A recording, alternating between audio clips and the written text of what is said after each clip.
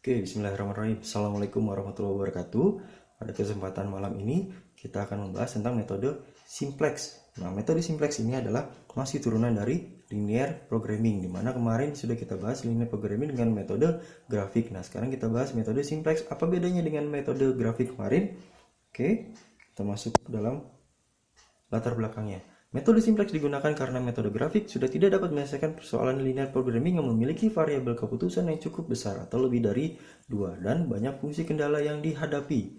Jadi, kalau kemarin kita bahas linear programming dengan menggunakan metode grafik itu hanya ada 2 variabel keputusan dan fungsi kendalanya. Nah, kalau di simplex ini lebih dari 2 karena metode grafik sudah tidak dapat mengkoordinir lagi jika variabel keputusan dan variabel kendalanya lebih dari 2. Metode simplex adalah pengambilan keputusan untuk mencari nilai profit, ya, sama seperti metode grafik kemarin.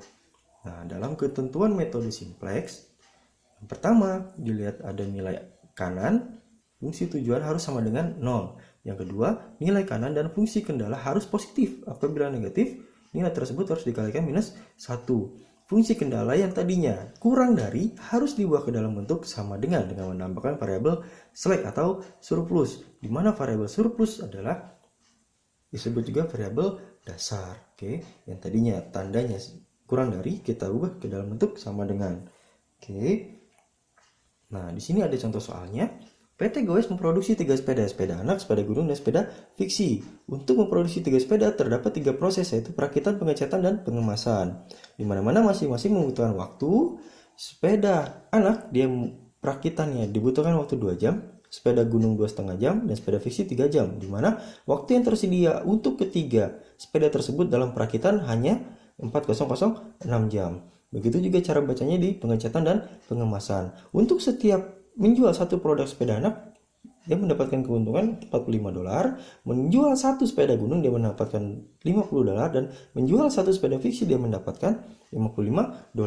Berapa banyak yang harus dijual PT Goes agar mendapat keuntungan yang maksimum? Nah, caranya yang pertama sama kayak kemarin. Kita tentukan dulu variabel keputusannya.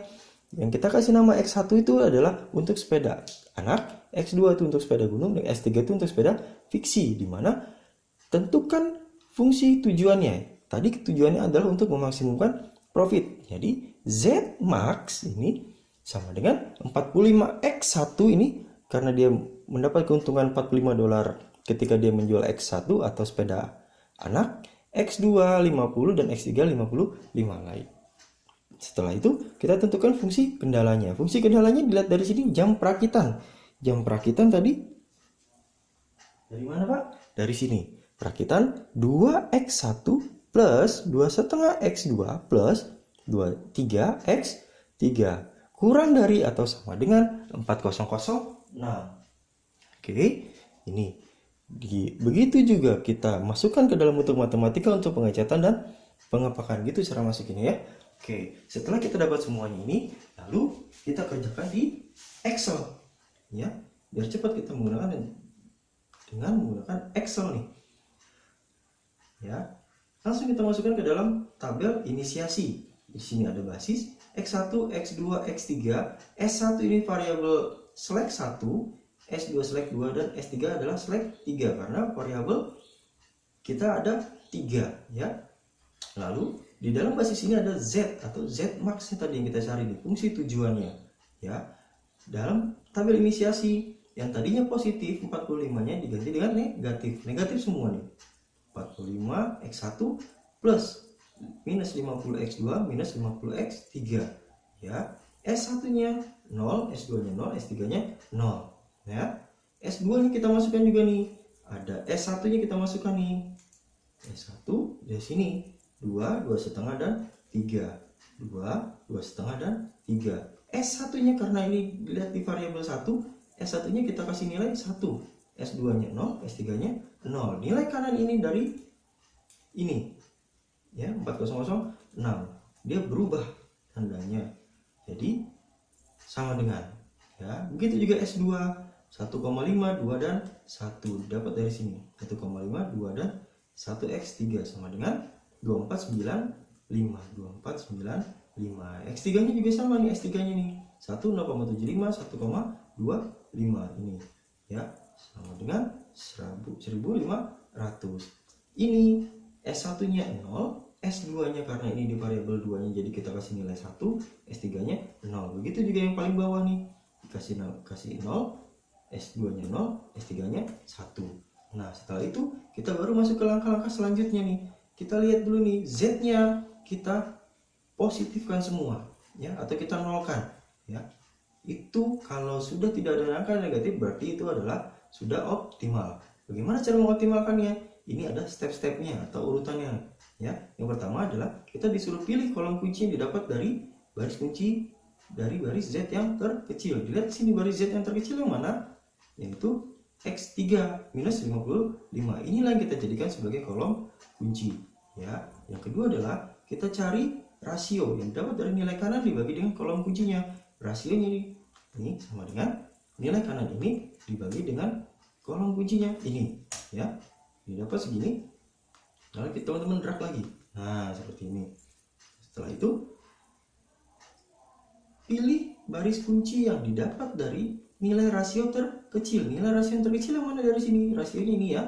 Yang terkecil 1200. Jadi ini yang kita jadikan sebagai baris kuncinya. Lalu setelah itu tentukan elemen kunci yang didapat dari perpotongan kolom dan baris. Kolom dan baris. Berarti perpotongannya adalah di sini ya, 1,25. Inilah yang kita jadikan sebagai elemen kunci. Setelah itu, setelah lengkap ini baru teman-teman bisa membuat tabel iterasi buat mempositifkan Z-nya ini nih ya. Gimana? Stepnya adalah kolom kunci dimasukkan untuk mengganti variabel S. Maksudnya adalah S ini nih yang ketemu dengan kolom kuncinya, berarti S-nya ini berubah menjadi X-nya. Ya, ingat S-nya berubah menjadi X ya. Maka namanya kita ganti dengan X3. Nah, setelah dirubah ini, teman-teman prioritaskan dulu untuk mengerjakannya. Ya, bagaimana? Kita jadikan baris ini sebagai baris kunci yang baru, di mana di step ke-6 baris kunci lama dibagi dengan elemen kunci sama dengan yang lama ini dibagi dengan elemen kunci yang mana? Yang ini. Nah, biar nggak kemana-mana ini elemen kuncinya dikunci dulu. Nah, pakai F4 ya. Sama dengan, nah ini teman-teman drag lagi sampai nilai kanan. Nah, setelah itu apa yang disuruh nih? Step selanjutnya, baris Z, S atau X yang baru didapat dari baris Z, S atau X yang lama dikurangi dengan kolom kunci yang sesuai dikalikan baris kunci yang baru. Berarti ini sama dengan yang lama yang mana nih? Z-nya, oh yang ini, dikurangi kolom buka, kolom kunci yang sesuai yang mana? Berarti yang ini. Kolom kunci yang sesuai dikunci dikalikan dengan mana tadi nih? Baris kunci yang baru mana? Oh ini baris kunci yang baru. Oke, kurung tutup. Nah, oh sorry, ini teman-teman tandain dulu nih biar nggak lupa nih baris kunci yang barunya nih. Ya, tandain dulu. Oke, setelah itu Z-nya bisa teman-teman drag nih sampai kepada nilai kanannya. Ya, S-nya juga sama, nyari S1-nya sama dengan yang lama dikurangi kurung buka elemen kunci ini kolom kunci yang sesuainya ini dikunci dikalikan dengan baris kunci yang baru. Nah, teman-teman enter, drag lagi sampai nilai kanan. Begitu juga S2-nya sama dengan yang lama dikurangi kurung buka kolom kunci yang sesuainya ini dikunci dikalikan dengan baris kunci yang baru. Oke, teman-teman drag lagi ke samping. Hop, nah setelah ini didapat, lalu gimana nih? Kita lihat nih nilai Z-nya. Oh, ternyata masih ada yang negatif. Berarti kita lanjutkan ke tabel iterasi 2. Nah, setelah itu apa yang kita lakukan nih? Tadi ya dari sini kita balik lagi ke sini. Pilih kolom kunci yang didapat dari baris Z terkecil. Baris Z terkecil berarti ini sama ini ya. Nah, berarti yang minus 17 yang kita pilih karena paling besar. Oke, inilah yang kita jadikan sebagai kolom kunci. Ya, ini sudah tidak perlu lagi nih. Kita hitamkan aja. Oke, setelah itu cari rasionya yang didapat dari nilai kanan dibagi dengan kolom kuncinya sama dengan nilai kanan ini dibagi dengan kolom kuncinya ini. Ya, teman-teman enter, langsung ke bawah ini. Nah, inilah kita dapat. Terus setelah step kedua, lanjut ke step ketiga. Pilih baris kuncinya. Baris kunci yang didapat dari nilai rasio terkecil. Rasio terkecil yang mana dari sini? Oh, ternyata 5, 8, 10. Inilah kita jadikan sebagai baris kuncinya. Nah, lalu setelah itu, setelah baris kuncinya didapat, apa ini? Tentukan elemen kunci yang didapat dari perpotongan kolom dan baris. Berarti perpotongan kolom dan baris. 0,7 lah yang kita jadikan sebagai elemen kunci. Oke, setelah itu, setelah kita tentukan elemen kunci, nah sudah lengkap semua. Baru kita masuk ke tabel iterasi 2. Di mana kolom kunci dimasukkan untuk mengganti variabel S. Dilihat di sini, pertemuan antara S1 dan X2. Berarti S1-nya berubah menjadi X2, ya. X3-nya tadi sudah berubah, ya. Karena pertemuan antara S1 dan X2, maka S-nya berubah menjadi X2. Dan ini yang teman-teman dahulukan, ya, dan dijadikan sebagai baris kunci yang baru, ya. Di mana baris kunci yang baru? Ini rumusnya. Baris kunci yang lama dibagi dengan elemen kunci sama dengan baris kunci yang baru. Ini yang lama dibagi dengan elemen kunci yang mana? Yang ini. Elemen kuncinya dikunci lagi. Nah, sudah dapat ini. Hop, teman-teman drag lagi sampai kepada nilai kanan. Nah, ini teman-teman tandain lagi nih. Takut lupa nih baris kunci yang barunya nih, gitu ya. Lalu setelah itu apa nih? Kita cari.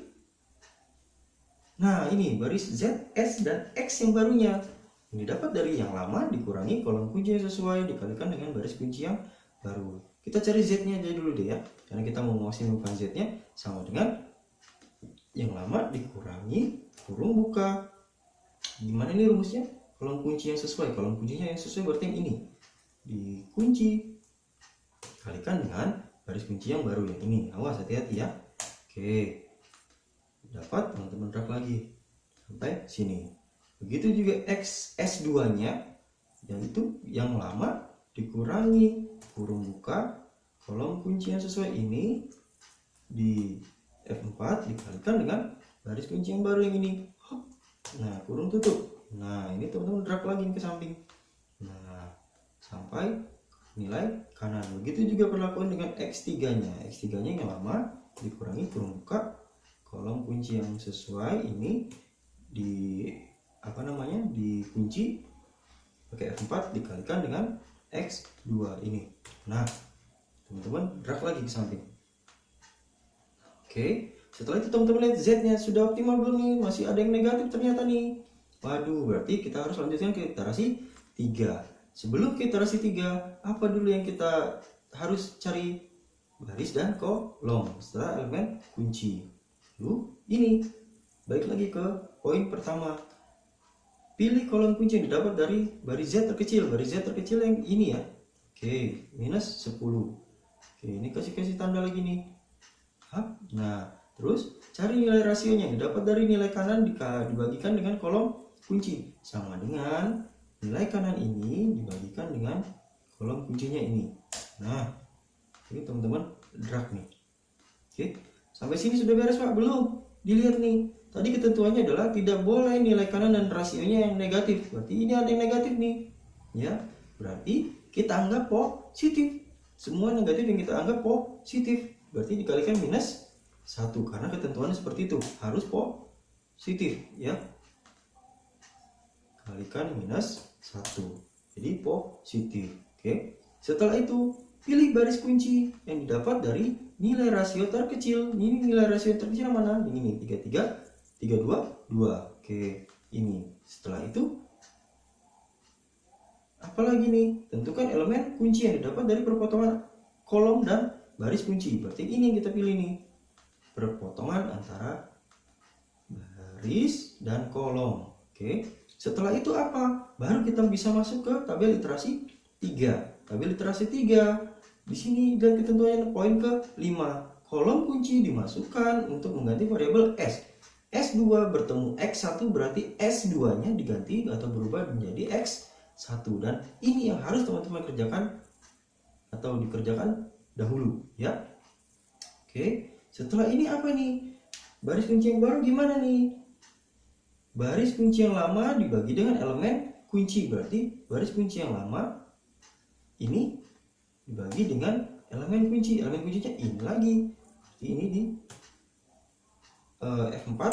Nah, kita dapat Langsung kita tarik. Nah, inilah yang kita jadikan sebagai baris kunci yang baru. Setelah itu kita cari apa lagi nih? Nilai ZS atau X yang barunya. Oke, kita cari nilai Z nya dulu deh. Sama dengan gimana rumusnya nih? Yang lama berarti yang ini dikurangi kurung buka kolom kunci yang sesuainya mana? Oh, yang ini lagi nih kolom kuncinya nih, yang sudah kita pilih sebelumnya, dikalikan dengan baris kunci yang barunya mana? Yang ini, ya. Oke. Nah, apa yang terjadi? Oh, ternyata sudah positif semua. Ini sudah optimal. Tinggal kita cari X2 nya nih. Sama dengan yang lama dikurangi kurung buka kolom kunci yang sesuainya ini, kolom kuncinya jangan lupa dikunci, dikalikan dengan garis kunci yang baru yang ini. Hop. Nah, langsung kita drag lagi sampai nilai kanan. Yang terakhir kita cari X3 nya sama dengan yang lama dikurangi kurung buka kolom kunci yang sesuainya juga ini, kolom kuncinya jangan lupa dikunci, dikalikan dengan baris kunci yang baru yang ini berarti ya. Nah, enter. Kita drag ke samping. Nah, karena Z-nya sudah tidak ada yang negatif, berarti ini sudah optimum, ya.